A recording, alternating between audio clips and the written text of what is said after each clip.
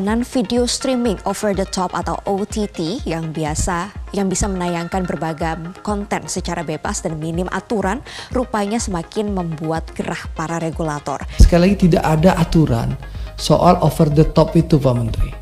Sehingga Telkom dan Telkomsel dipaksa oleh pemerintah untuk bangun infrastruktur. Ya. Polemik tentang regulasi terkait layanan over the top atau OTT masih terus berlangsung hingga akhir pemerintahan Presiden Joko Widodo. Pasalnya, Kominfo hingga kini belum menerbitkan aturan yang jelas terkait layanan over the top.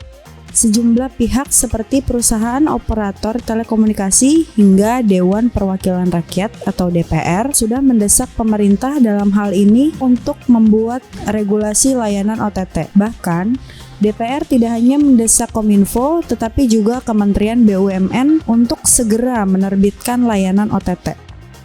Ketika OTT khususnya dari negara luar menikmati keuntungan dari masyarakat Indonesia, justru perusahaan operator telekomunikasi negeri ini menderita. Hal ini lantaran mereka dipaksa untuk membangun infrastruktur digital yang cepat dan andal. Padahal untuk membangun infrastruktur digital yang mumpuni jelas tidaklah mudah serta tidak murah. Hal tersebut yang membuat Seluler Media Network menggelar Seluler Business Forum dengan judul Urgensi Regulasi OTT demi Mengembalikan Kesehatan Industri Seluler yang berlangsung di Jakarta Selatan hari Rabu 27 Desember 2023.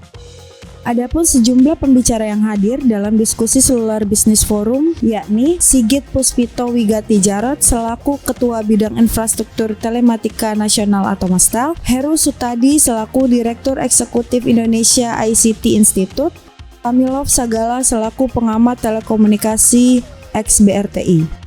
Kami harap dengan adanya diskusi Seluler Business Forum kali ini bisa menjadi solusi supaya pemerintah segera menerbitkan regulasi terkait OTT untuk turut membantu penyediaan jaringan digital di Indonesia. Selain itu, diharapkan pula dapat mengembalikan kesehatan industri seluler. Kalau kita lihat secara global, ancaman terhadap operator ini tidak hanya terjadi di Indonesia, tapi terjadi di hampir seluruh operator di seluruh dunia. Kita mengenerate traffic video dari Netflix, dari TikTok, kemudian dari YouTube dan seterusnya gitu. Cuman sayangnya argonya itu nggak sebanding dengan nilai yang masuk ke operator itu. Pengaturan OTT ini sangat minim.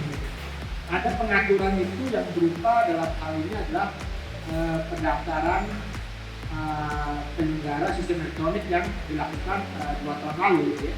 1 tahun lalu maksud saya. Nah, tapi ini pun juga kemarin juga kami hanya itu saja. Sementara kewajiban-kewajiban yang yang diberikan atau dibebankan pada industri telekomunikasi ini ya hampir nggak ada gitu. Kedua, efek dari OTT.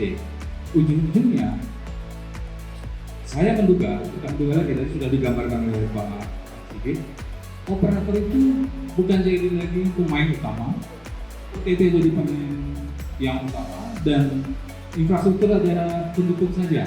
Nah, ini yang menurut saya, Pak Uday dan kawan-kawan, terjadi terbalik. Operator jadi 3T, OTT menjadi operator yang jelas pemenangnya saat ini. Nah, ini yang anomali. Acara yang kita buat hari ini di Kemang ini sangat baik ya, sangat bagus untuk informasi baik kepada industri, masyarakat atau regulator khususnya Kementerian Kominfo dan Kementerian Keuangan. Kalau bisa nih sampai juga ke level RI 1 bahwa industri telco ini sudah darurat, artinya sudah berbahaya, harus dibantu. Nah, OTT ini adalah salah satu yang membuat itu menjadi darurat. Jadi kita minta pemerintah membuat suatu regulasi yang membantu industri telco itu bangkit lagi dan maju lagi bersama OTT. Pada prinsipnya, ahli-ahli hukum kita untuk membuat regulasi itu banyak. Itu mudah. Kalau kita mau membuat suatu regulasi yang sifatnya mirip ya, artinya yang sudah dilakukan tadi ada beberapa negara yang disampaikan Pak Heru, Arab Saudi, Nigeria atau Ghana, itu tinggal mengambil hal yang sama tapi bisa diterapkan di negara kita.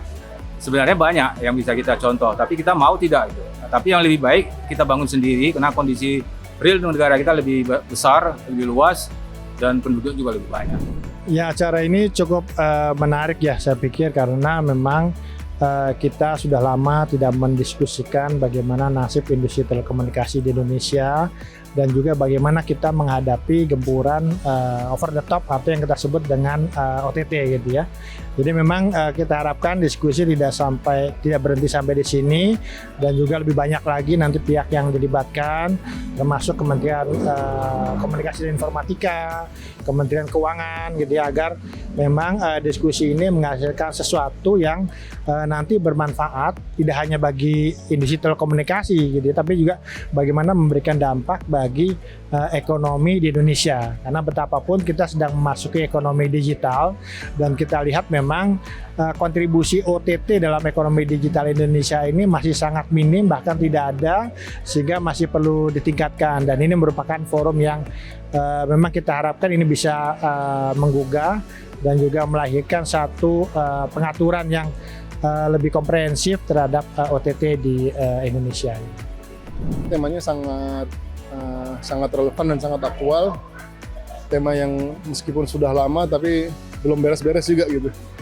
Dari segi timing cukup menarik ya, karena timingnya dilaksanakan di akhir tahun 2023, tahun 2024-nya tahun politik gitu.